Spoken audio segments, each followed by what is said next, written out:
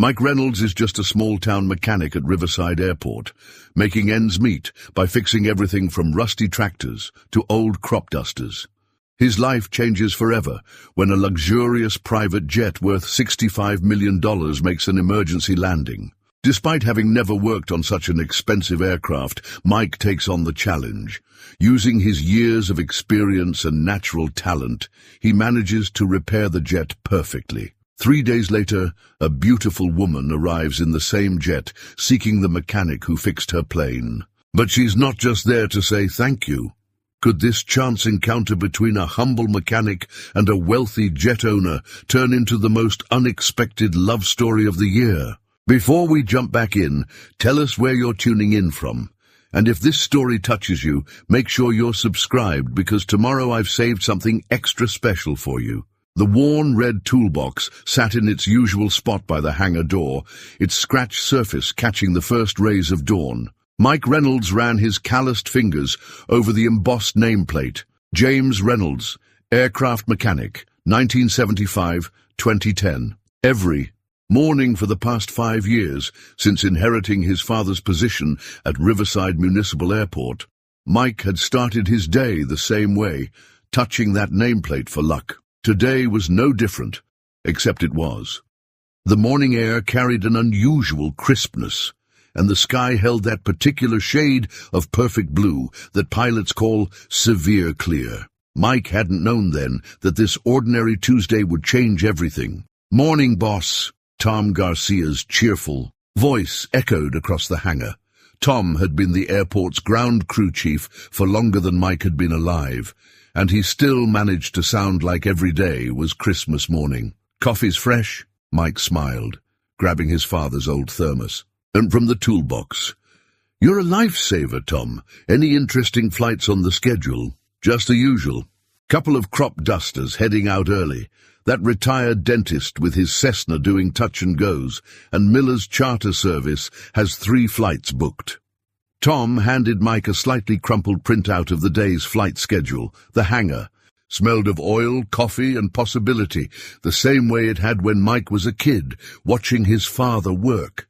He'd learned everything he knew about aircraft maintenance in this very space, starting with the basics of changing oil and working his way up to complete engine overhauls. Mike's workshop occupied the far corner of the hangar, a space that hadn't changed much since his father's time. The walls were lined with meticulously organized tools, each one hanging in its designated spot. Photographs of various aircraft his father had worked on over the years covered any remaining wall space, along with his certification papers and a few faded family photos. "Hey, Mike," Tom called out, his voice carrying a note of concern. "You heard anything about that developer looking to buy up small airports in the region?" Mike shook his head, focusing on organizing his tools for the day ahead. "Nothing concrete, just rumors so far." "Why?" "Overheard something on the radio this morning. Some big corporation's been acquiring private airfields, turning them into those fancy executive airports." Tom's weathered face creased with worry. "You know, the kind with marble floors in the terminal and fancy coffee shops. Riverside's not exactly prime real estate for that sort of thing," Mike replied, though the thought had crossed his mind more than once. The airport's finances weren't great, but they managed to keep the lights on and the runway maintained. Most days, that felt like enough.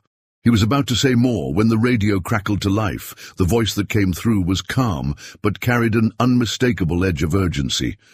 "Riverside traffic, Gulfstream, November 650 Alpha Charlie, 20 miles west, declaring an emergency. Experiencing electrical system failures.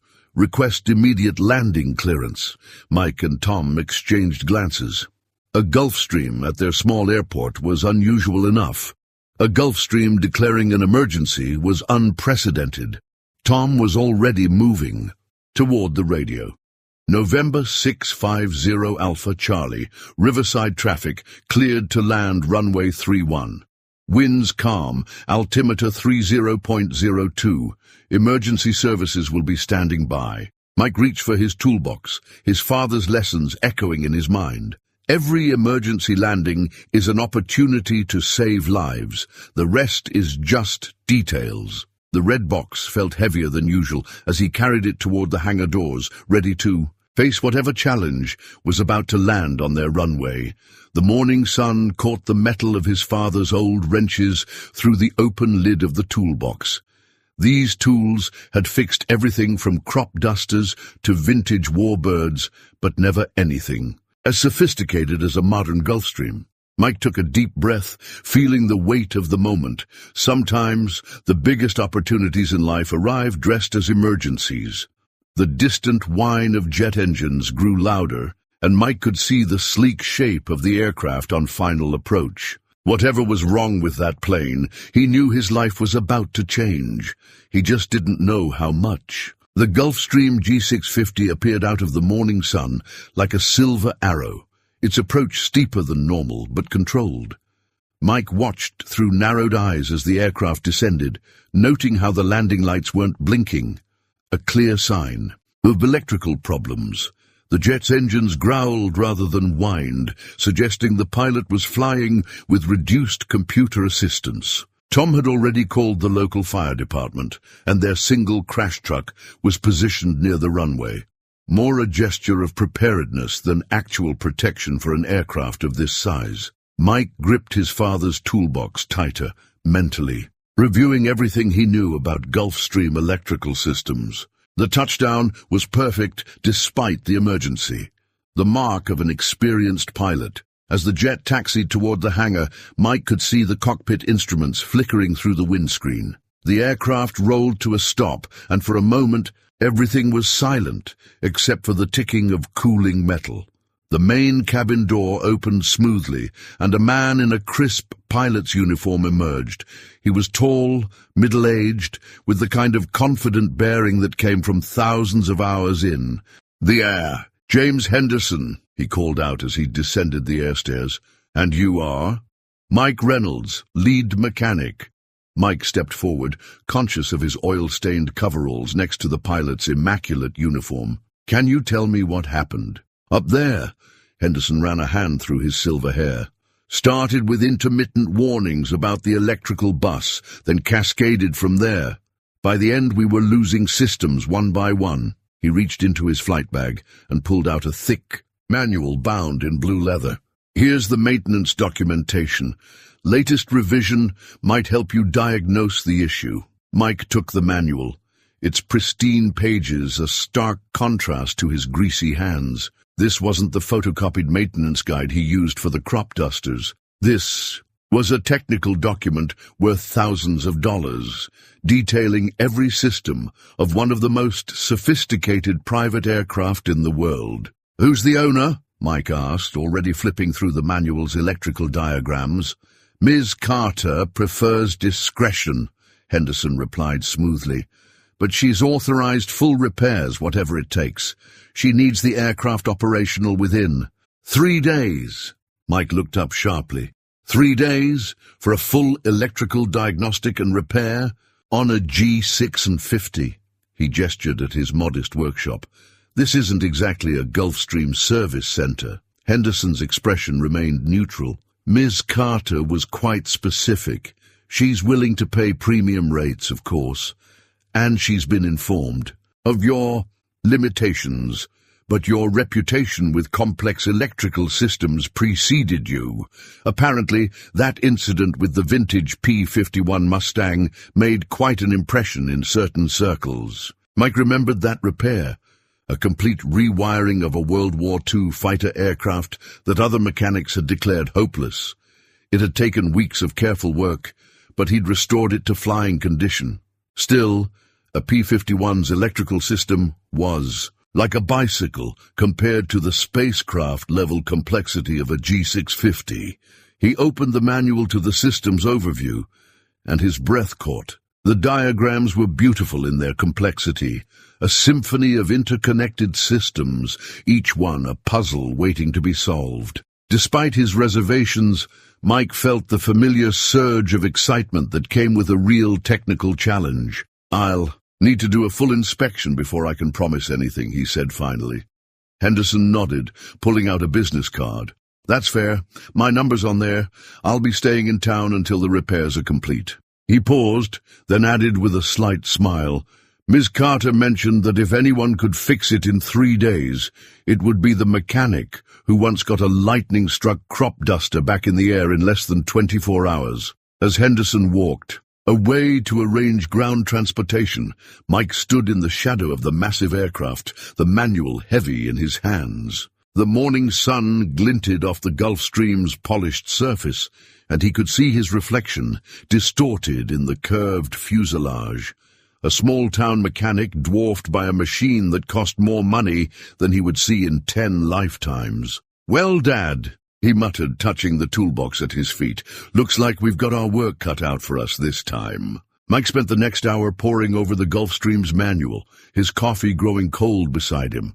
The technical complexities made his head spin. 5 independent electrical buses, triple redundant systems, and computer controls that made the space shuttle look primitive. Each page revealed another layer of sophistication he'd need to master. "You've got that look," Tom said, settling into a chair beside Mike's workbench. "The same one your father had when someone told him something. You couldn't be fixed." Mike glanced up from a particularly complex diagram. "Dad never worked on anything like this, Tom. This isn't just fixing a broken wire or replacing a faulty component.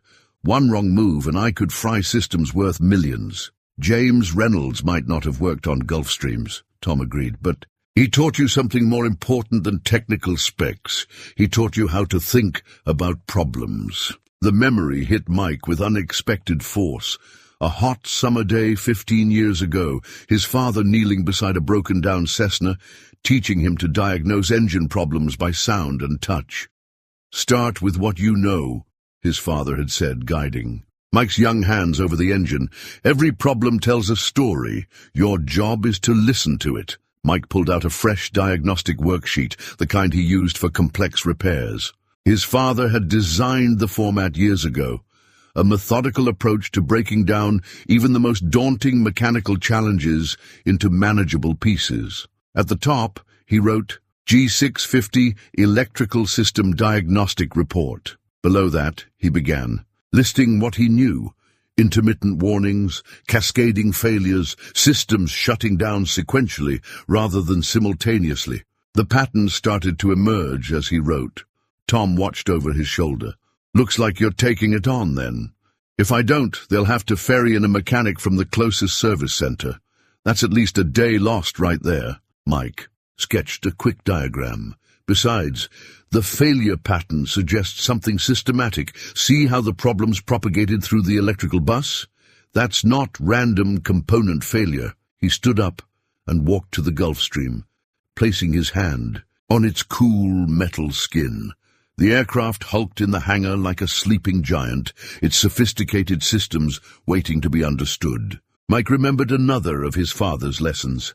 Every machine, no matter how complex, is built by human hands.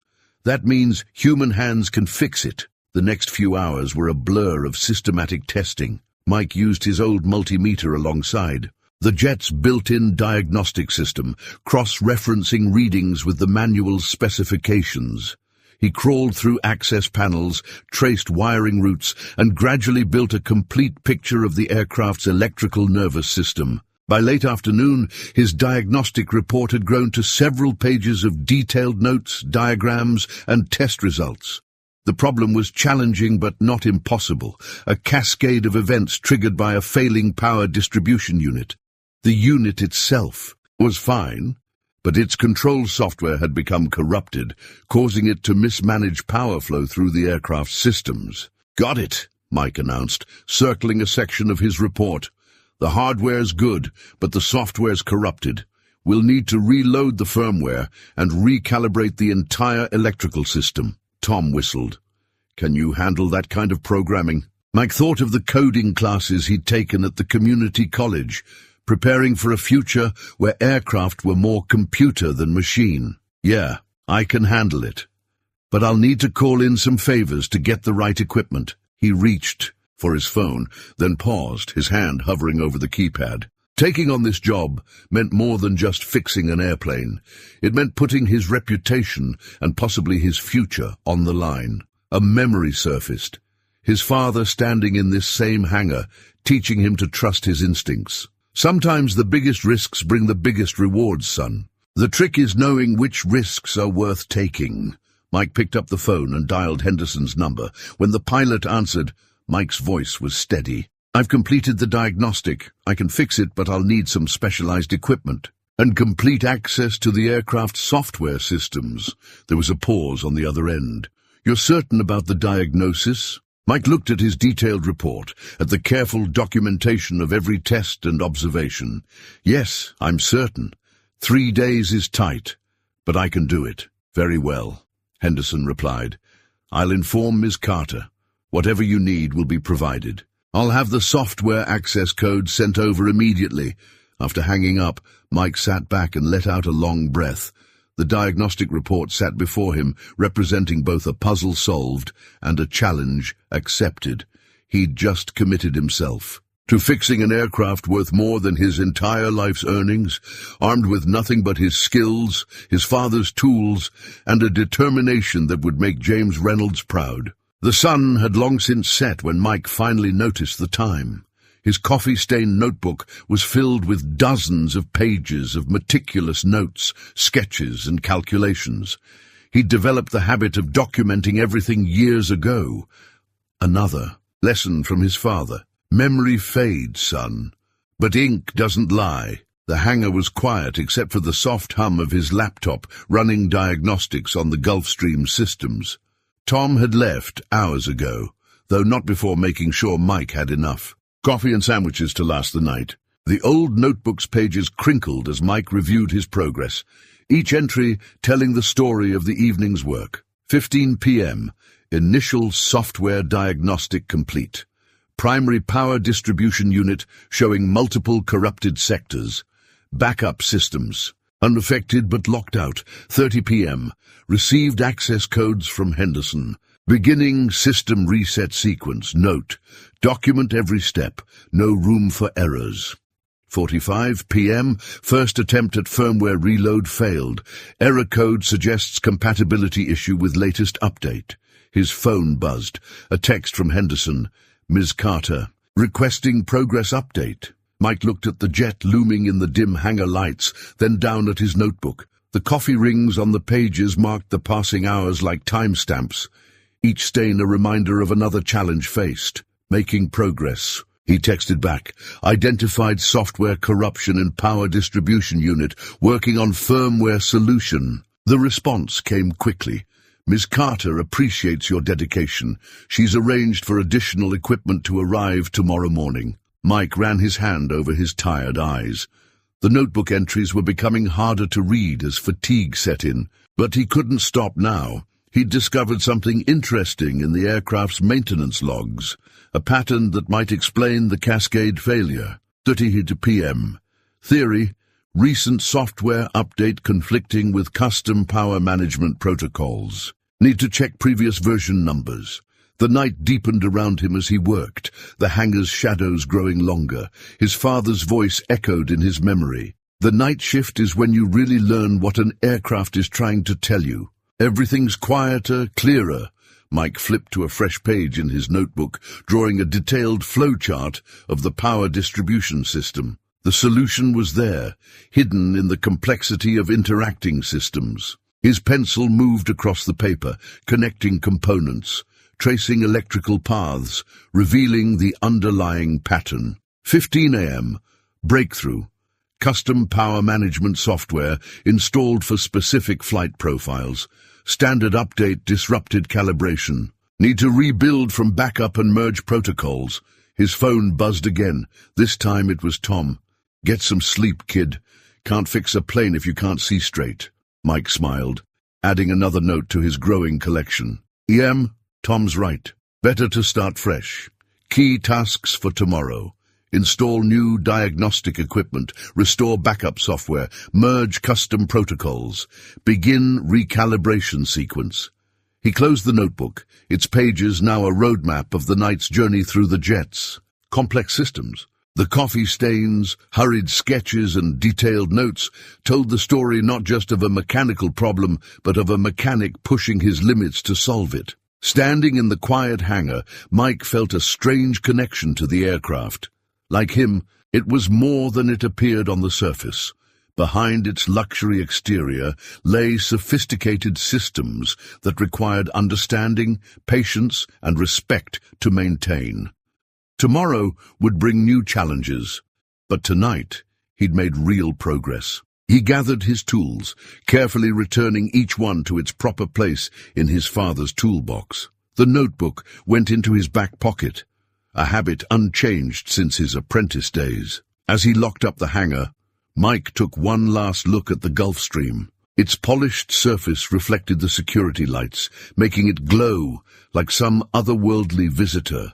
In just a few days, this aircraft would either prove his abilities or break his reputation. But for now, in the peaceful dark of the airport night, it was just another machine waiting to be healed. He patted the notebook in his pocket, feeling the weight of its coffee-stained pages. Tomorrow would come soon enough, bringing with it new problems to solve and solutions to discover. For now, he had a plan, and in his experience that was half the battle. The new diagnostic equipment arrived at dawn, sleek black cases containing tools worth more than Mike's annual income. But it was the circuit board in his hands that commanded his attention. Hidden behind 3 access panels and protected by a titanium housing, the damaged component told a story he hadn't expected. "This isn't just corruption," Mike muttered, examining the board under his magnifying lamp. "Something caused this damage." Tom leaned in for a closer look. "Lightning strike?" "No." Mike traced the hairline fractures in the circuit pathways. "This is stress damage. Like the board was running hot for a long time." He set it carefully on his workbench, next to the new replacement unit that had arrived with the diagnostic gear. His phone chirped. Another message from Henderson. "Ms. Carter requesting video call in 15 minutes to discuss progress." Mike looked down at his oil-stained coveralls and ran a hand through his disheveled hair. Perfect timing. The call came through on a secure laptop provided with the diagnostic equipment. Mike had expected to see Henderson, but instead found himself facing a series of corporate executives in expensive suits. In the center of the screen sat a woman he assumed must be Miss Carter, though he could only see her silhouette against a bright window. "Mr. Reynolds." Her voice was clear and authoritative. "I understand you've discovered additional complications." Mike held up the damaged circuit board. "Yes, ma'am. The power distribution unit shows signs of physical stress. This goes beyond software corruption. Something's been pushing these systems beyond their designed limits." There was a moment of silence on the call. One of the executives leaned forward. "Are you suggesting operator error, Mr. Reynolds?" "No, sir. I'm suggesting someone modified these systems to perform beyond specifications. The custom software we found, it wasn't just for power management. Someone's been overclocking these systems." The silhouetted figure of Miss Carter shifted slightly. "Explain in layman's terms, please." Mike chose his words carefully. "It's like someone tuned a family sedan to run like a race car. It works for a while, but eventually things start breaking. Whoever modified this jet, they knew what they were doing, but they were pushing the equipment too hard. Can you fix it?" Ms. Carter's question was direct. "Yes, but not by just replacing parts and resetting software. We need to understand why these modifications were made in the first place. Otherwise, we risk the same problems happening again." Another executive spoke up. "That information is classified, Mr. Reynolds. Just fix the aircraft to factory specifications." Mike stood his ground. "With respect, sir, if we don't address the underlying issue, you'll be back here in a month with worse problems. These modifications were made for a reason. I need to know what that reason was to ensure a proper repair." The room on the video call fell silent. Finally, Ms. Carter spoke again. "Everyone out. I need to speak with Mr. Reynolds privately." Mike watched as the executives filed out of view. When they were gone, Miss Carter moved closer to the camera, finally revealing her face. She was younger than he'd expected, perhaps in her late 30s, with sharp features and intelligent eyes. The modifications were made to accommodate high-altitude research flights, she said quietly. We've been conducting atmospheric studies that require unusual flight profiles. The standard systems weren't adequate. Mike nodded, pieces clicking into place. That explains the custom power management. You needed extra juice for research equipment while flying at the edge of the envelope. Can you make it work safely? He looked at the damaged board again. Yes, but not in 3 days. Doing this right will take at least 5. You have 4, she replied, a slight smile touching her lips. And Mr. Reynolds, thank you for your integrity. Not many would have questioned those executives. After the call ended, Mike sat staring at the circuit board. 4 days to not just fix the jet, but redesign its systems to safely do what they'd been trying to force it to do. Part of him wanted to walk away. This was way beyond routine maintenance. But another part of him, the part that had learned at his father's knee that every problem was just a solution waiting to be found, was already sketching ideas in his notebook. "What do you think, Tom?" he asked, not looking up from his drawings. The old ground chief chuckled. "I think your father would say you're either crazy or brilliant." "Probably both." Mike picked up the damaged circuit board, studying its intricate pathways. "Well, Dad always said the best mechanics are a little bit of both." Mike had been staring at the same circuit diagram for 2 hours when he noticed the photograph. It had fallen from his father's toolbox, a creased, faded image of James Reynolds working on an old military aircraft. The plane's panels were open, exposing complex wiring that his father was studying with intense concentration.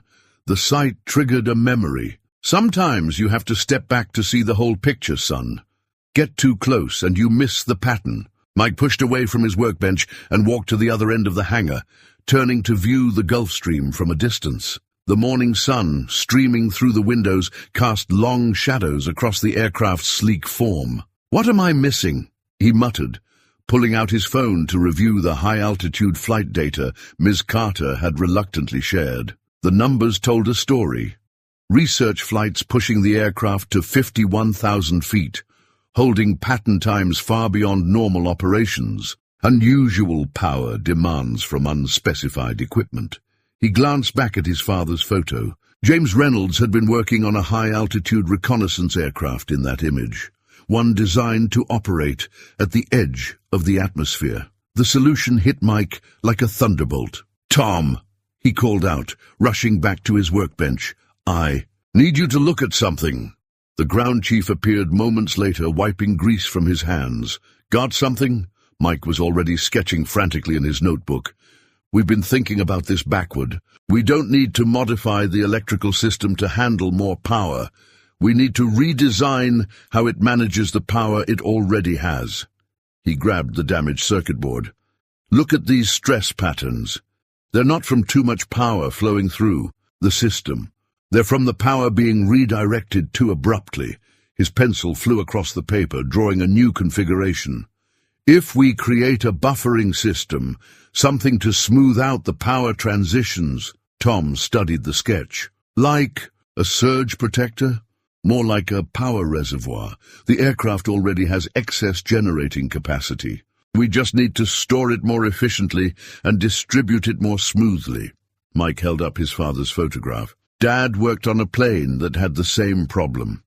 They solved it by treating the electrical system like a water management system, storing energy in capacitor banks and releasing it gradually."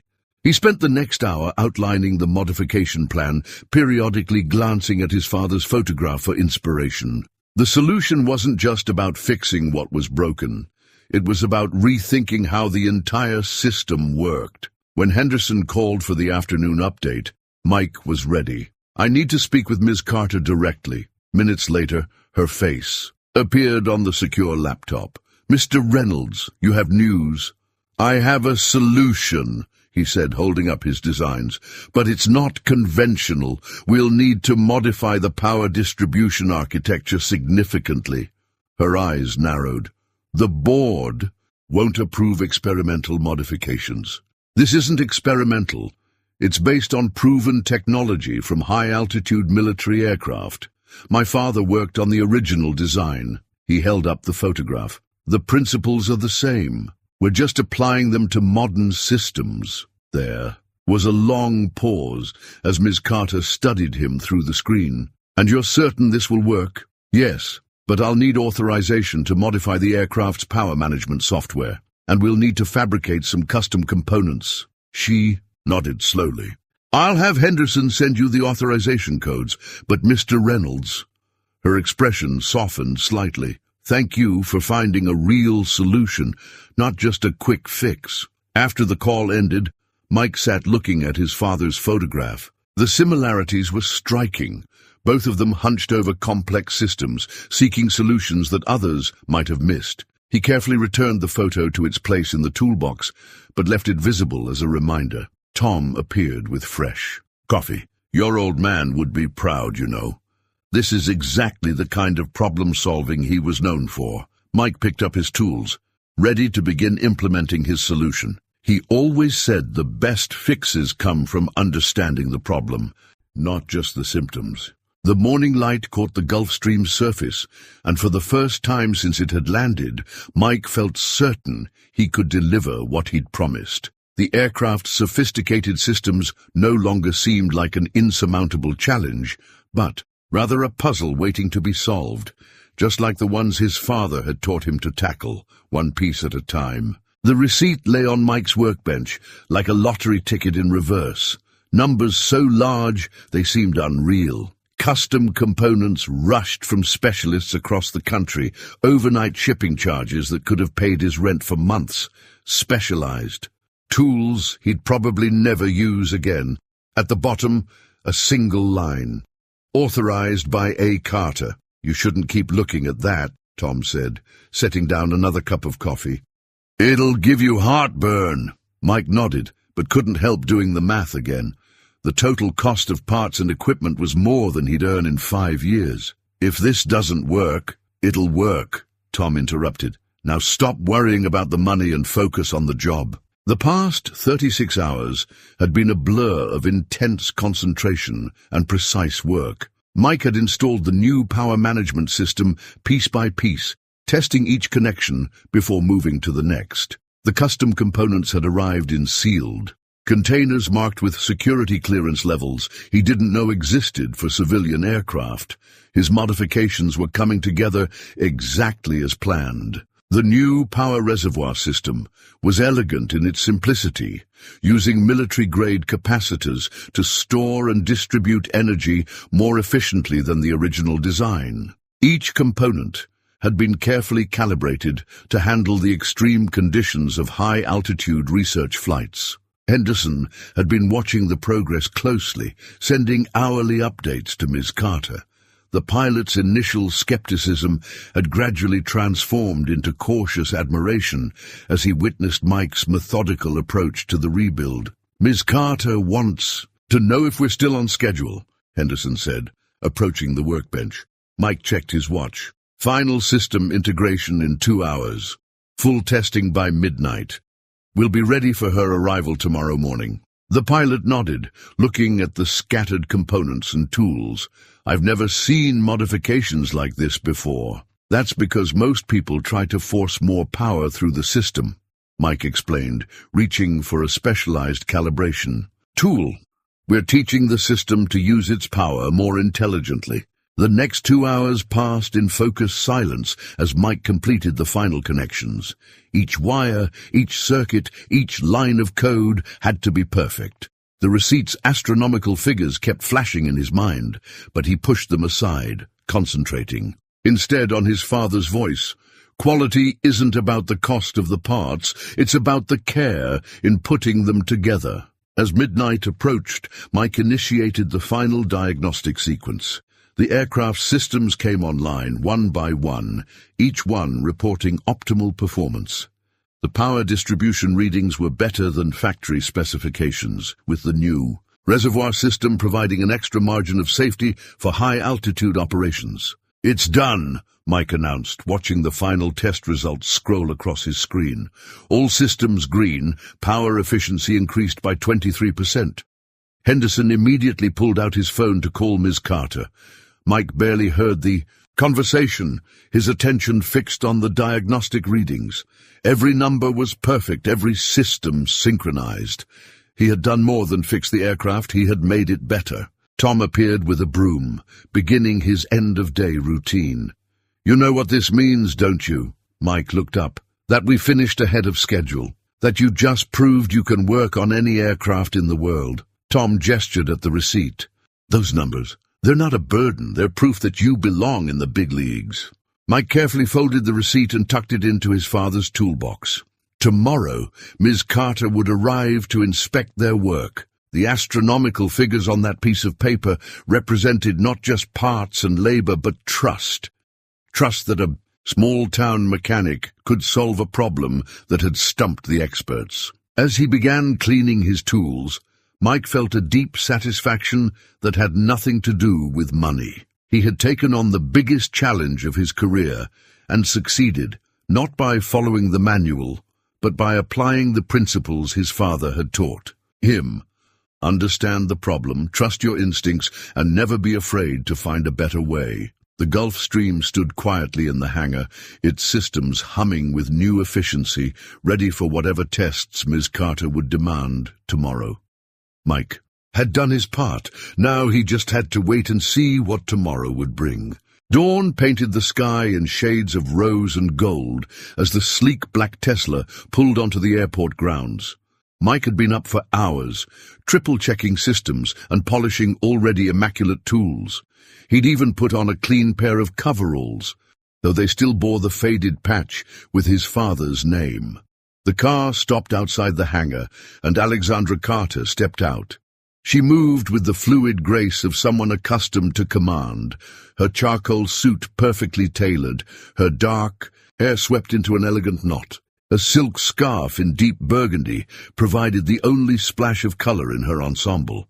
Mike straightened as she approached, suddenly conscious of every oil stain and scuff mark in his workspace. Her presence seemed to transform the humble hangar into somewhere more significant. "Mr. Reynolds." Her voice carried the same authority it had over video, but with an added warmth he hadn't expected. "I hope you don't mind an early arrival. I'm eager to see your work." "Of course, Miss Carter. We're ready for the full demonstration." She smiled slightly. "Alexandra, please. After all, you've rebuilt my favorite aircraft from the inside out." For the next hour, Mike guided her through every modification, every improvement, every careful calibration. She asked surprisingly technical questions, revealing an understanding of aircraft systems that went far beyond that of a typical owner. "The power reservoir system," she said, examining the diagnostic readings. "It's brilliant in its simplicity. Reminds me of solutions we used in spacecraft design." Mike looked up sharply. "Spacecraft? Did Henderson not mention it?" "Before starting my research company, I was an aerospace engineer for NASA." She traced a finger along one of his diagrams. "That's why I knew you were the right person for this job.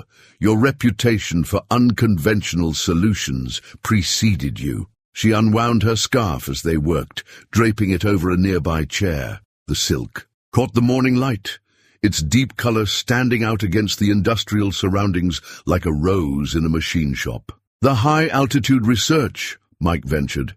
"You're studying atmospheric composition." Alexandra's eyes sparkled with interest. "Among other things, climate change is creating phenomena we don't fully understand.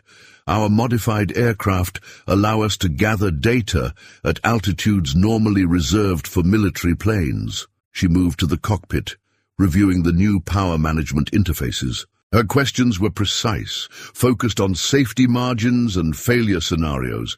Mike found himself repeatedly impressed by her technical acumen. "You're not just an owner who flies," he observed. "You're a pilot who owns. Life's too short to let others do all the interesting things." She smiled again, and this time it reached her eyes. "I believe in understanding the tools I use. Speaking of which," she retrieved a tablet from her briefcase and pulled up a series of graphs. "These are the power demand curves from our most challenging flight profiles. I'd like to see how your modifications handle them." For the next 2 hours, they ran simulation after simulation. The new systems performed flawlessly, maintaining stable power levels even under the most extreme conditions. Alexandra's initial professional interest gradually transformed into genuine excitement. "This is remarkable," she said finally, setting down her tablet. "You haven't just fixed the problem. You've given us capabilities we didn't have before." Mike felt a surge of pride, quickly followed by uncertainty. The project was complete. Soon she would fly away in her improved aircraft, and he would return to fixing crop dusters and small private planes. "I should get my team in here to prepare for departure," she said, reaching for her scarf. As she lifted it, a business card fell from its folds. Mike bent to retrieve it, noticing the NASA logo in one corner before handing it back. Their fingers brushed briefly in the exchange, and something electric passed between them. A recognition of shared passion for engineering excellence, for solving the impossible puzzles. "You know," Alexandra said softly, "we're always looking for talented engineers who can think outside the box. People who see solutions, where others see only problems." Before Mike could respond, Tom burst into the hangar. "Mike, you need to see this." He was waving a newspaper, his face flushed with excitement or concern. Mike couldn't tell which.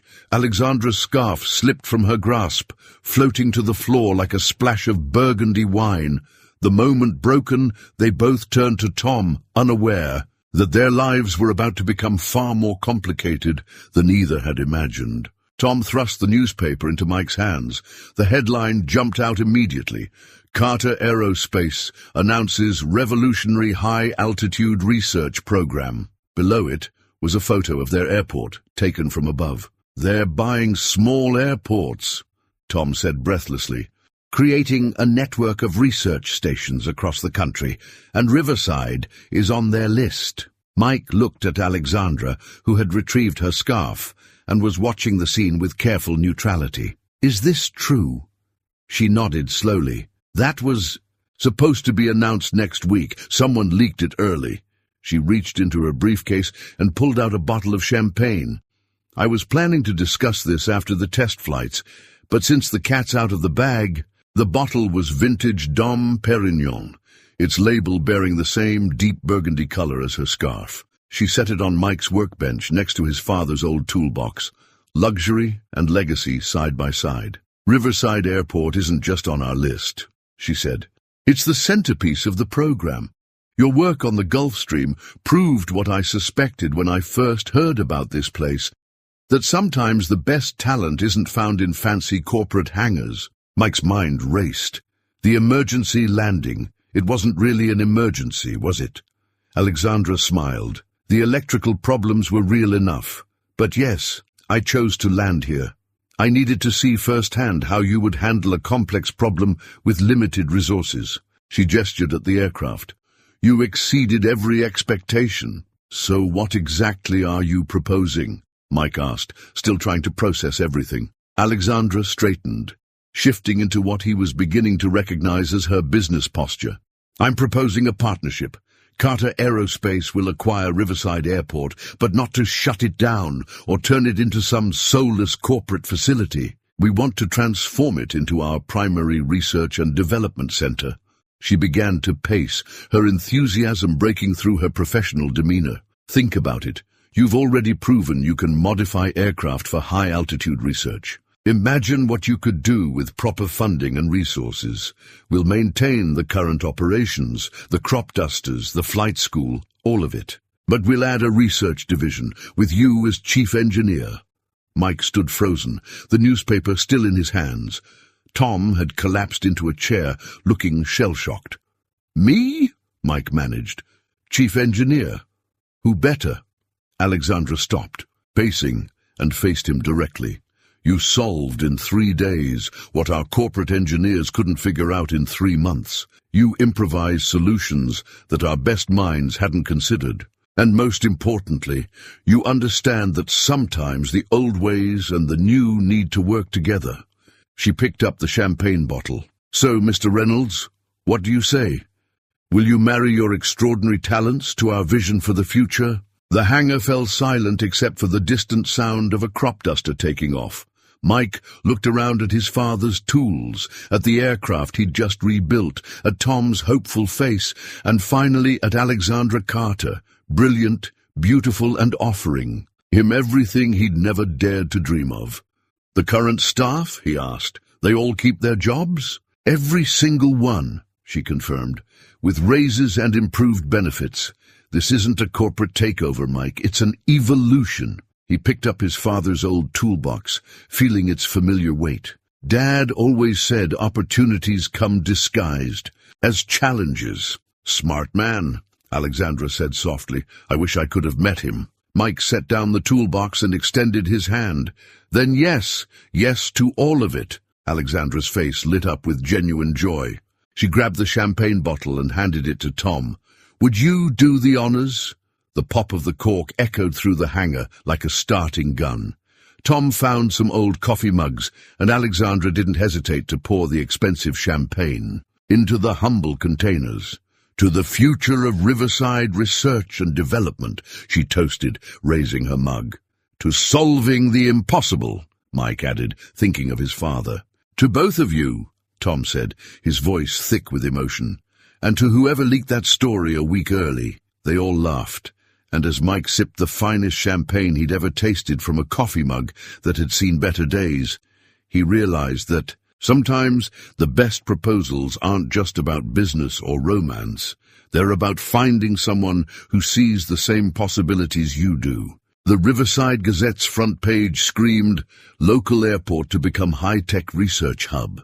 Below the headline, a photographer had caught Mike and Alexandra shaking hands in front of the Gulf Stream, the morning sun creating a halo effect around them. The article painted a romantic picture. Small-town mechanic impresses tech mogul, transforming both their futures. Mike tossed the paper onto his workbench, where it landed next to a stack of others. Every local publication had picked up the story, each one adding their own spin. Some focused on the economic impact, others on the unlikely partnership, and a few tabloids had even suggested a budding romance. You're going to have to talk to them eventually, Tom said, gesturing at the small crowd of reporters gathered. Outside the hangar, they'd been there since dawn, hoping to get more details about the Carter Aerospace acquisition. I fix planes, Mike muttered. I don't give interviews. His phone buzzed. Another message from Alexandra. She'd flown out last night to handle the corporate side of the announcement, leaving him to deal with the local fallout. Her text was characteristically direct. Press conference tomorrow, wear something nice, and stop hiding in the hangar. The past 24 hours had been a blur. After the champagne toast, reality had crashed in like a thunderstorm. Lawyers had appeared with contracts. Corporate representatives had toured the facility. Someone from HR had started talking about benefit packages and stock options. Mike picked up one of the newspapers, reading the quote they'd attributed to him. This partnership represents the perfect blend of traditional aviation expertise and cutting-edge aerospace research. He couldn't remember saying anything of the sort. Your father would have loved this, Tom said, settling into his usual chair. He always said you were meant for bigger things than crop dusters. But what if I mess it up? Mike finally voiced the fear that had been growing since yesterday. Running a research division, managing teams, dealing with corporate politics.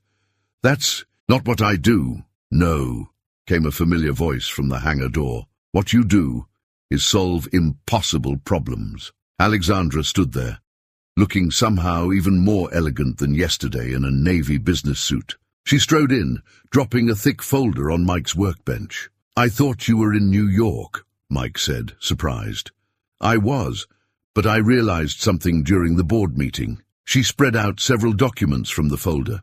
You're not the only one stepping into unfamiliar territory. The papers were covered in her handwritten notes, questions about airport operations, maintenance schedules, local aviation needs.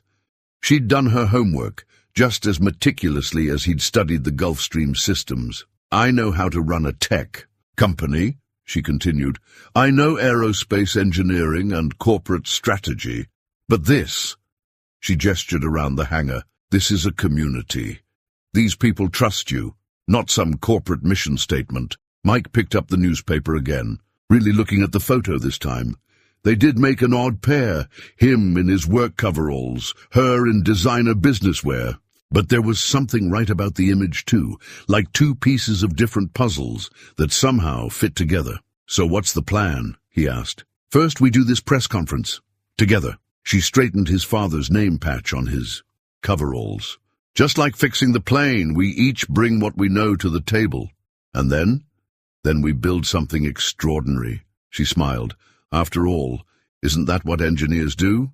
Outside, a crop duster roared down the runway, its familiar sound a reminder of everything that would stay the same, even as everything changed. Mike looked at the scattered newspapers, each one telling a version of his story. None of them had quite gotten it right, but maybe that was okay. The real story wasn't in the headlines. It was in the details, in the careful balance of old and new, in the unexpected connections that changed lives. All right, he said, picking up his father's toolbox. Let's go talk to some reporters. But I'm wearing my coveralls. Alexandra's laugh echoed through the hangar. I wouldn't have it any other way. The invitation lay on Mike's kitchen table, like an artifact from another world. Cream-colored cardstock with raised silver lettering announced Carter Aerospace Annual Innovation Gala. Below that, in Alexandra's distinctive handwriting, You're my guest of honor. No coveralls allowed. Mike adjusted his tie for the 100th time, wondering if the rental suit would pass muster at what the invitation described as the premier event in aerospace innovation. He'd insisted on paying for the suit himself, despite Alexandra's offer to have her personal shopper handle everything. His phone chimed with a text from her. Car arriving in 10. Don't be nervous. They're more afraid of you than you are of them. Somehow I doubt that, he muttered, but smiled at her attempt to lighten the mood. The car turned out to be a Rolls-Royce, its driver wearing a uniform nicer than Mike's rented suit. As they pulled away from his modest apartment, Mike thought about how much his life had changed in just a week. The press conference had gone viral, with tech blogs dubbing him the blue-collar genius and business magazines praising Alexandra's innovative approach to talent acquisition. They arrived at the Metropolitan Science Center, its modern glass, architecture glowing against the night sky. Alexandra waited at the entrance, wearing a gown that made Mike think of starlight. You clean up nice, Mr. Reynolds, she said, adjusting his tie with practiced hands. Ready to meet the tech world's finest? Do I have a choice? Always. Her eyes met his. But I need my chief engineer there when I announce our new atmospheric research initiative. Inside, the gala was a blur of expensive perfumes clicking, cameras and conversations about venture capital and market disruption. Mike felt like an anthropologist studying an exotic tribe, trying to decode their customs and language. Mitchell! Come meet Mike Reynolds! Alexandra called to a distinguished-looking man. Mike, this is Mitchell Chen, our head of R&D. Chen gave Mike an appraising look. Ah, the mechanic who revolutionized our power management systems. Tell me, what made you think of using military-grade capacitors in that configuration? For the first time that evening, Mike felt on solid ground. He launched into a technical explanation, drawing diagrams on a cocktail napkin. Soon, a small crowd of engineers had gathered, asking questions and debating specifications. He's a natural. Mike overheard someone say to Alexandra, Where did you really find him? Exactly where I said, she replied proudly. Sometimes the best innovations come from people who solve real problems, not just theoretical ones. The evening progressed, and Mike found himself gradually relaxing. These people might wear expensive clothes and talk about billion-dollar projects. But at their core, many of them were just engineers who loved solving problems. During dinner, Alexandra clinked her glass for attention. Tonight, we're not just celebrating innovation, we're redefining it.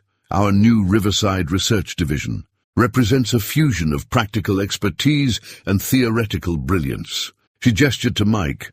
Our chief engineer embodies this approach. In 3 days, he solved a problem our best teams had struggled with for months. Not because he had better resources or more advanced degrees, but because he understood something fundamental. Sometimes the best solutions come from combining old wisdom with new technology. The crowd applauded, and Mike felt his face flush. Alexandra continued, outlining their plans for atmospheric research and sustainable aviation technology. The invitation card in his pocket suddenly felt like a passport to a new world, one where his practical knowledge was valued as highly as any advanced degree. Later, as they stood on the center's rooftop terrace watching the city lights, Alexandra asked, "So, survived your first gala?" "Barely," Mike chuckled, "though I think I accidentally agreed to give a lecture series on practical engineering solutions. I heard the university regents were quite impressed." She turned to face him. "You know, you belong in this world more than you think. You just bring a different perspective to it." Mike pulled out the invitation card, its silver lettering, catching the light. "My dad used to say that every tool has its purpose. Maybe that's true of people too. We all have our role to play." "Speaking of roles," Alexandra said, her expression turning serious, "the board wants to fast-track the Riverside expansion. We need to talk about the next phase." Below them, the city hummed with energy and possibility. Mike thought about his father's toolbox, now sitting in what would soon become one of the most advanced aerospace research facilities in the country. Two worlds, colliding and combining in ways he never could have imagined. "I'm ready," he said, and was surprised to realize he meant it. The business document had fallen from a visitor's briefcase during the morning's construction planning meeting. Its header read, Project Phoenix, Strategic Acquisition of Rural Airfields, and it was marked with a date 3 months before the Gulfstream's emergency landing at Riverside. Mike sat in his office, still strange to think he had an office now, staring at the pages. The document detailed plans for acquiring small airports across the country, but Riverside was highlighted differently. A note in the margin read, Priority acquisition, unique atmospheric conditions. Pursues existing talent, make this essential to Phase 2. They had been scouting him, studying him, long before the aircraft's emergency landing. The realization settled, like a cold weight in his stomach. His phone buzzed. "Alexandra, meeting with investors in 30 minutes. Need you there." He slipped the document into his father's toolbox, which now sat beside his desk, like a bridge between his past and present. The construction noise outside reminded him of how quickly things were changing. The new research hangar was already taking shape, its modern lines a stark contrast to the old facilities. "Mike," Tom appeared in the doorway, "you might want to see this." He followed Tom to the old hangar, where a team of contractors was removing panels from the wall. Behind them they found old electrical conduits that weren't on any airport diagram. "Those aren't standard aviation cables," Mike said, examining the thick shielding. "No," Tom agreed. "They look military-grade, like something you'd use for classified research," Mike finished. "Dad never mentioned anything about military work here." "Maybe he couldn't," Tom lowered his voice. "I always wondered why he turned down those big airport jobs. Maybe he was already working on something more important." Mike's mind raced. The document in his toolbox suddenly seemed less threatening and more like a piece of a larger puzzle. He pulled out his phone to text Alexandra, then hesitated. The investors were already gathering in the new conference room when Mike arrived. Alexandra stood at the head of the table, commanding attention in a blue suit that matched the corporate logos on the presentation screens. "Mike, perfect timing," she said. "We were just discussing the historical data that made Riverside so attractive for atmospheric research." He studied her face, looking for signs of deception, but saw only the genuine enthusiasm he'd come to know over the past weeks. "Actually," he said carefully, "I have some questions about Project Phoenix." The room fell silent. Alexandra's expression flickered briefly before she recovered. "Perhaps we should discuss that privately after the meeting." "No," came a voice from the doorway. "I think we should discuss it now." James Henderson stood there, holding a folder identical to the one in Mike's toolbox. "It's time everyone understood what makes Riverside so special." Alexandra sighed, but nodded. "You're right. Mike deserves to know the whole story." She turned to the investors. "Ladies and gentlemen, if you'll excuse us, this may take a while." After they filed out, Alexandra closed the door and turned to Mike. "Your father wasn't just an excellent mechanic. He was part of a classified research program studying unusual atmospheric phenomena. Riverside's unique geographic location made it perfect for high-altitude experiments. The military cables in the walls," Mike said. "Their monitoring equipment? Some of the most sophisticated ever designed," Henderson confirmed. "Your father maintained them for years, keeping them operational while hiding them in plain sight. So the emergency landing, the job offer, all of it was genuine," Alexandra interrupted. "But yes, we knew about you, about your skills. We needed someone who could not only handle the technical challenges, but who also had a connection to the original program. Someone who might have inherited their father's talent for keeping important secrets." Mike thought about his father's quiet dedication, his insistence on doing things the right way, his subtle lessons about responsibility and trust. "There's more," Alexandra said softly. "What we're studying isn't just about climate change. We're detecting phenomena that could revolutionize aviation, but we need help understanding them. We need someone who knows both the old systems and the new technology." "Someone like me," Mike said, finally understanding. "That's why you chose a mechanic instead of an engineer." "That's why we chose you," Henderson corrected. "Because you're both." The construction sounds outside seemed to fade as Mike processed this new reality. His father had been part of something extraordinary, and now he was being invited to continue that legacy, but on a scale he never imagined. The resignation letter sat unfinished on Mike's computer screen, cursor blinking accusingly after the words, "I hereby tender my—" He'd started and deleted it 5 times already, each version attempting to explain why he needed to walk away from the biggest opportunity of his life. The morning's revelations had shaken him more than he wanted to admit. His father's secret work, Alexandra's careful orchestration of their meeting, the hidden purpose of Riverside Airport. It all felt too big, too overwhelming. A knock at his office door made him quickly minimize the screen. Alexandra stood there, her usual confidence tempered by concern. "Can we talk?" she asked. "About which part?" Mike replied. "The part where you investigated me before we met, or the part where my father's whole career was classified?" She closed the door and sat down. "I understand you're angry." "I'm not angry. He struggled to find the right word. "I fix planes, Alexandra. That's what I do.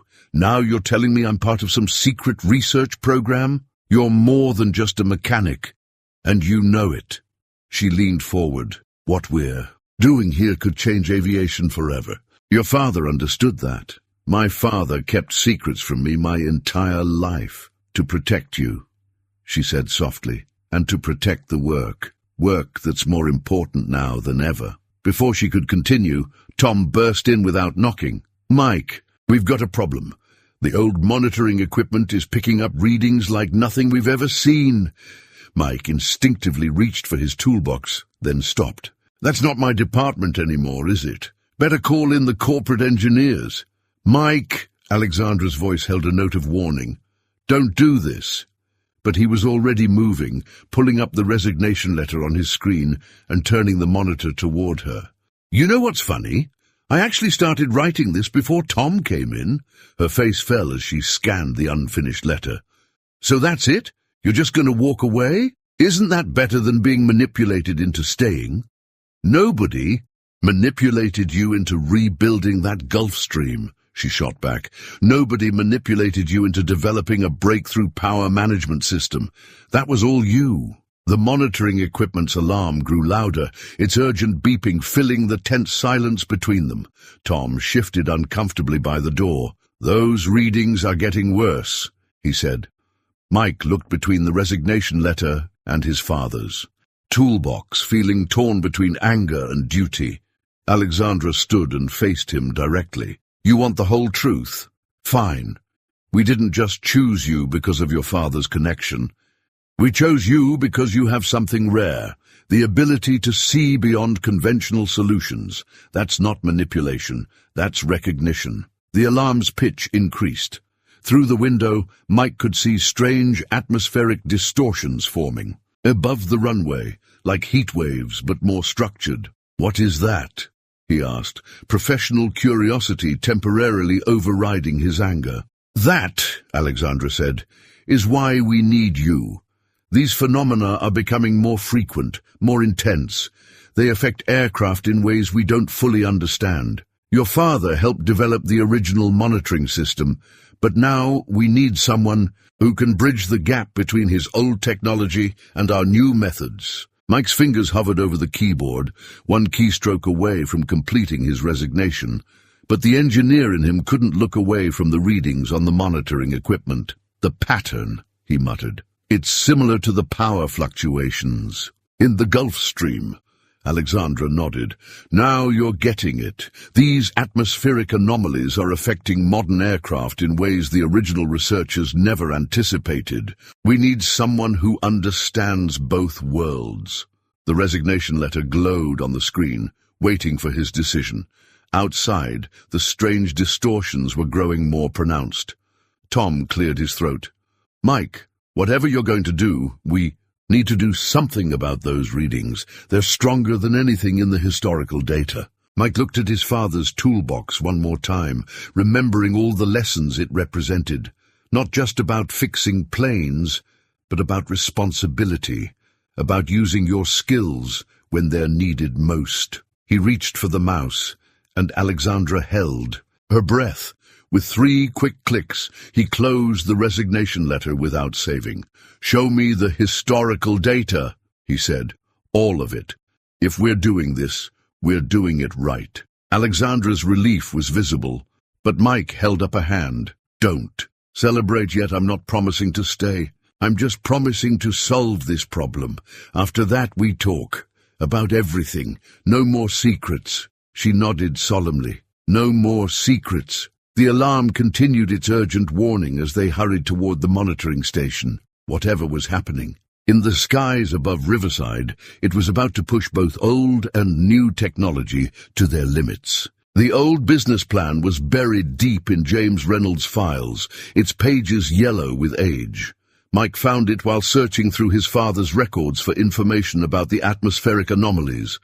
The document was dated 20 years ago, and the letterhead bore a familiar name, Carter Industries.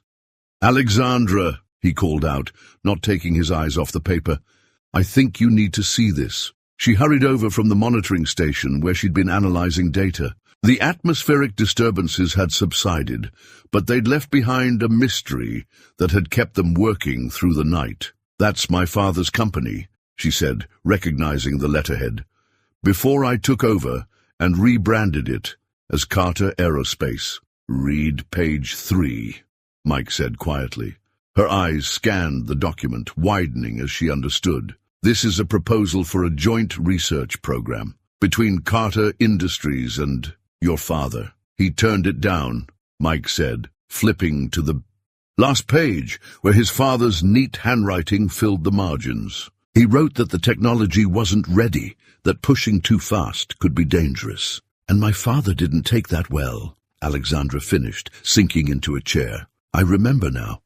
I was just a kid, but I remember him being angry about some small-town mechanic who'd derailed his plans." The monitoring equipment hummed quietly in the background as they absorbed this revelation. 20 years of history suddenly shifted into new perspective. "That's why you really came here, isn't it?" Mike asked. "To finish what your father started." Alexandra shook her head. "Not exactly. I came here to prove him wrong, to show that your father was right. She pulled out her tablet and opened a file. Look at these readings from the past decade.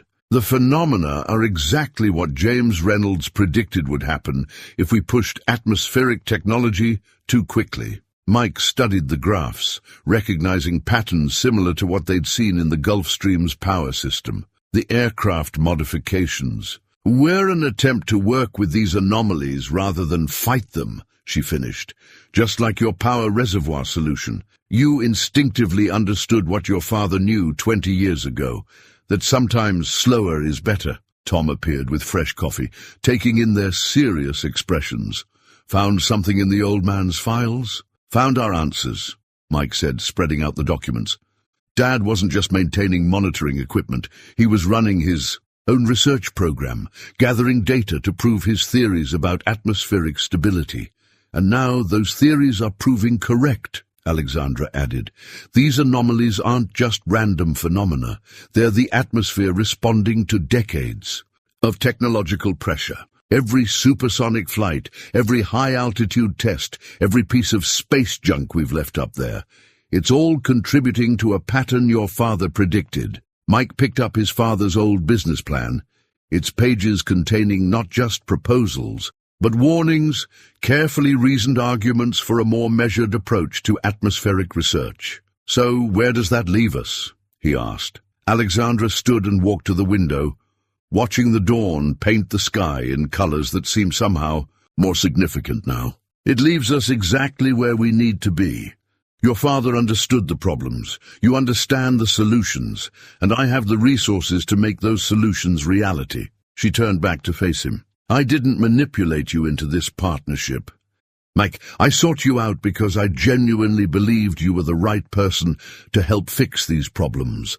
Finding out about our father's connection, that just confirms what I already knew. Mike looked at the old business plan, then at the modern monitoring equipment surrounding them.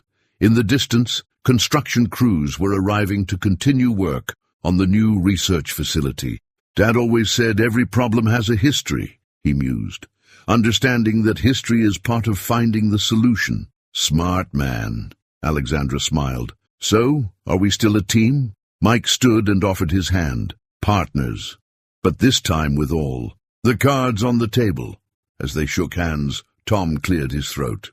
Well, if we're done with the family history lesson, those atmospheric readings left us with some pretty interesting data to analyze. Mike and Alexandra shared a knowing look. The past might have brought them together, but it was the future that would truly test their partnership. Let's get to work, Mike said, carefully returning his father's business plan to its file. Some documents were worth keeping close. Not just for their historical value, but for their reminder that the best solutions often come from understanding what came before. The joint venture agreement looked different from typical corporate contracts.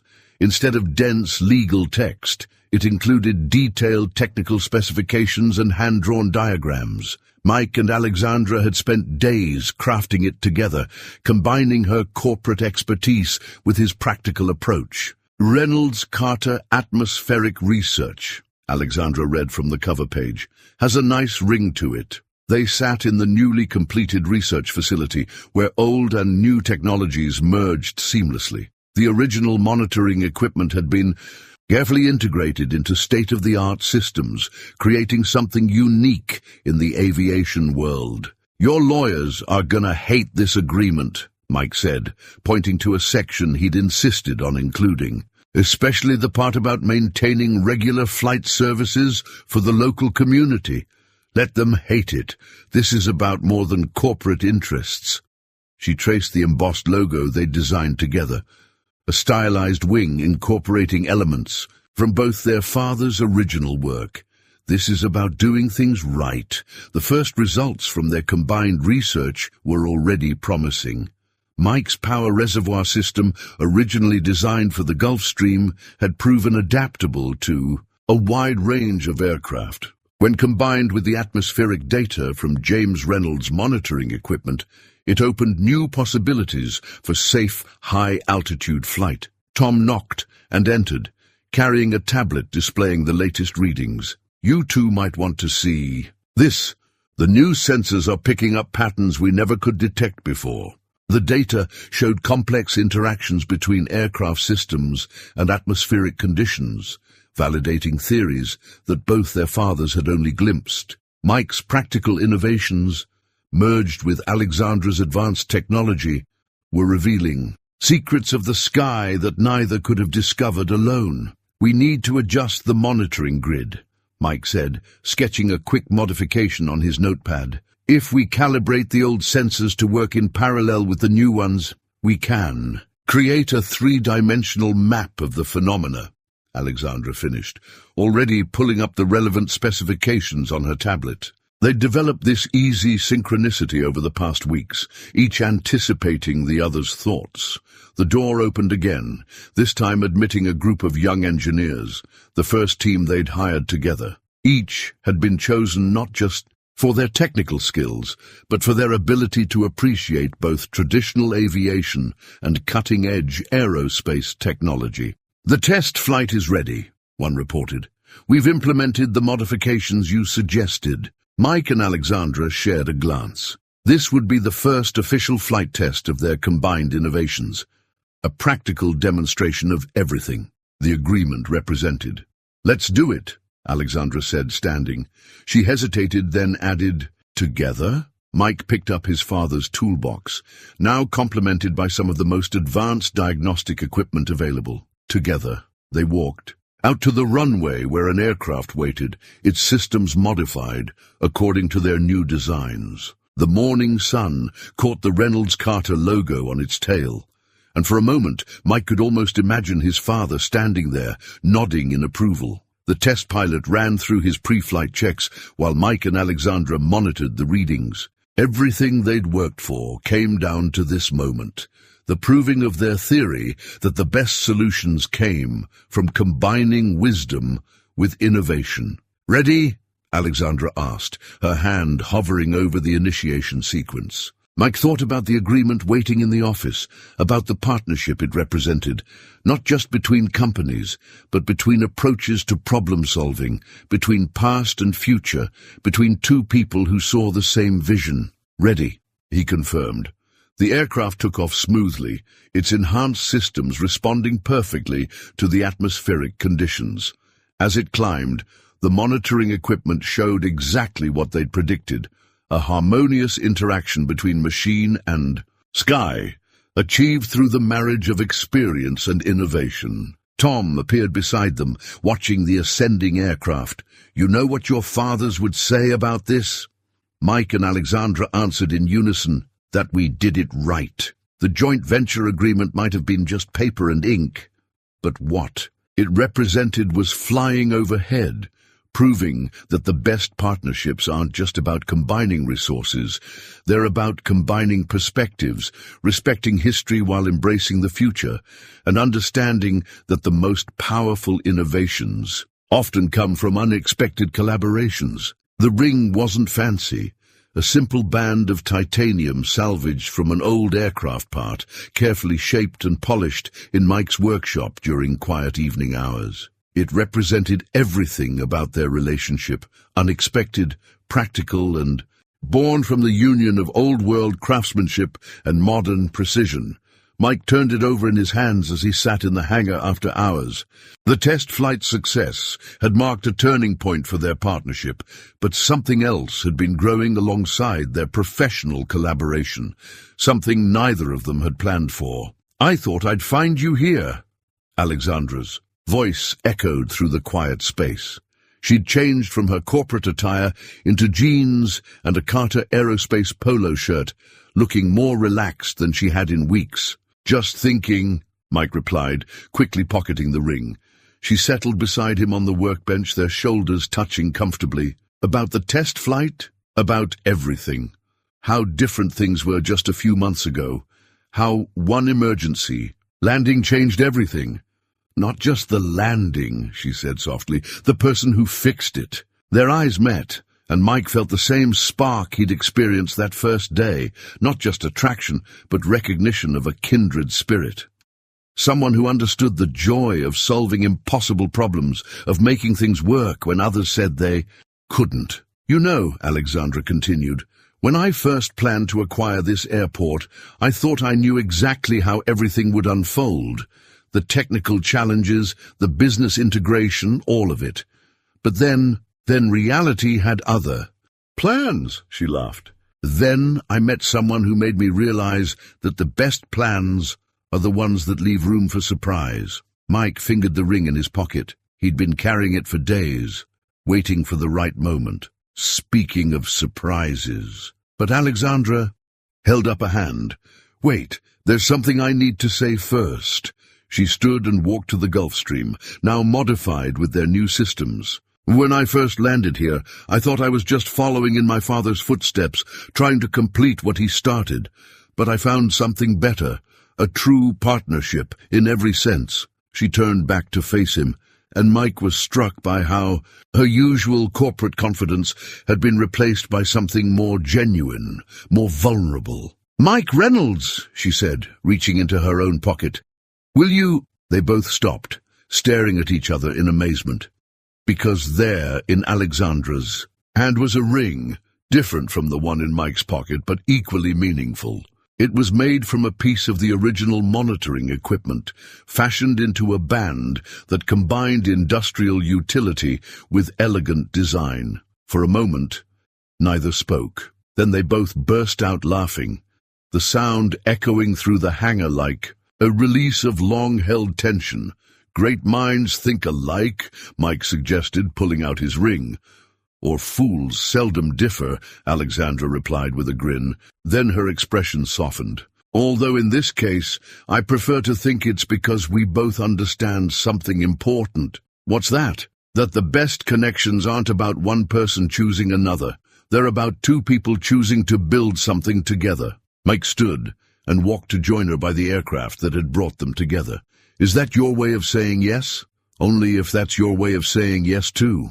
They exchanged rings there in the hangar, surrounded by the tools and technology that represented their shared passion. The simple bands fit perfectly, his ring on her finger, her ring on his, each one carrying the marks of their respective worlds while creating something new together. "You know what this means?" Alexandra asked, admiring how the titanium caught the evening light. "That Tom wins the office betting pool?" She laughed and leaned against him. "That we get to keep building our future together, exactly the way we started, by combining the best of both worlds." Above them, the monitoring equipment quietly tracked the atmospheric phenomena they'd learned to understand. Outside, the sun set on Riverside Airport, where crop dusters shared runway space with advanced research aircraft. And in the hangar where it all began, two people who had started as unlikely business partners discovered that the best proposals aren't always the ones you plan. They're the ones that grow naturally from shared vision, mutual respect, and the courage to let something extraordinary develop. The framed photograph hung in the center of the new Riverside Research Center's main lobby. It showed Mike and Alexandra standing in front of their modified Gulfstream 1 year ago, but it was the smaller photo beside it that always caught visitors. Attention! A faded image of James Reynolds working on an aircraft, the same one that had inspired Mike's breakthrough. "Quite a year," Tom said, joining Mike as he adjusted the frame's alignment. "Your dad would have loved seeing this place now." The facility had evolved exactly as they'd promised. A unique blend of cutting-edge research and traditional aviation. Crop dusters still took off alongside experimental aircraft, and local pilots chatted with aerospace engineers in the coffee shop that had replaced the old break room. "Speaking of seeing things," Tom continued with a knowing smile, "you might want to check the approaching aircraft radar." Mike glanced at the display and grinned. The Gulfstream, their Gulfstream, was on final approach. Alexandra returning from a successful presentation to the National Aviation Research Board. He headed out to the runway, his father's toolbox, still accompanying him on every job. Some habits didn't need changing, even if the tools inside now included cutting-edge diagnostic equipment alongside the old wrenches. The aircraft touched down perfectly, its modified systems handling the landing with characteristic smoothness. Alexandra emerged looking triumphant, her wedding ring catching the sunlight as she waved. "They approved everything," she announced as she reached him. "Full funding for the next phase of atmospheric research, and they want us to establish 3 more facilities like Riverside. Let me guess, you already have the airports picked out?" "Small fields with good bones and better people," she confirmed. "Just like this one." They walked together toward the research center, passing the wall of photographs that documented Riverside's transformation. The latest edition showed their first successful test flight, the aircraft's contrail drawing a perfect arc through the atmospheric phenomena they'd learned to predict and work with. "Emergency landing on runway 3, the radio crackled suddenly. "Corporate jet reporting electrical issues." Mike and Alexandra shared a knowing look. "Just like old times," she suggested. "Better page the chief engineer," he replied with a smile. But before they could respond, their team was already moving. Young engineers grabbed diagnostic equipment, while veteran mechanics reached for traditional tools. In the new Riverside, there was no division between old and new approaches, only problems to solve and solutions to find. The incoming aircraft landed safely, taxiing to a stop in front of their hangar.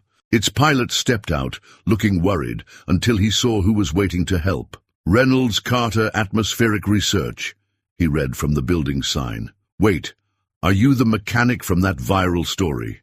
The one who fixed the Gulf Stream?" "That's ancient history," Mike said, already examining the jet's electrical system. "But you're in the right place. We specialize in solving impossible problems." Alexandra joined him in the inspection, her corporate authority balanced perfectly with hands-on expertise she'd developed over the past year. Together, they represented everything Riverside had become, a place where experience met innovation, where tradition and progress worked in harmony. As they diagnosed the problem, Mike caught sight of their reflection in the aircraft's polished surface. 1 year ago, they had been strangers from different worlds. Now, they moved in sync, finishing each other's sentences and anticipating each other's needs, their matching rings, subtle reminders of how much had changed. The repair was straightforward, a simple problem that they could now solve in their sleep, but they gave it the same attention they'd give to any job, because that's what James Reynolds had taught and what Riverside still stood for. Later, as the sun set behind the research center, Mike and Alexandra stood in front of the framed photographs. The image of their first meeting captured a moment of possibility. 2 people who had no idea they were about to change not just their own lives, but the future of aviation itself. "Ready for another year of impossible problems?" Alexandra asked, squeezing his hand. Mike thought about everything that had brought them to this moment: an emergency landing, a father's legacy, a titanium ring, and the courage to trust in unexpected possibilities. "With you, always." Above them, the atmospheric monitoring equipment tracked patterns in the darkening sky, while on the runway, aircraft of all types came and went. Riverside had become exactly what they'd dreamed of, a place where past and future met, where innovation respected tradition, and where love could bloom in the most unexpected circumstances.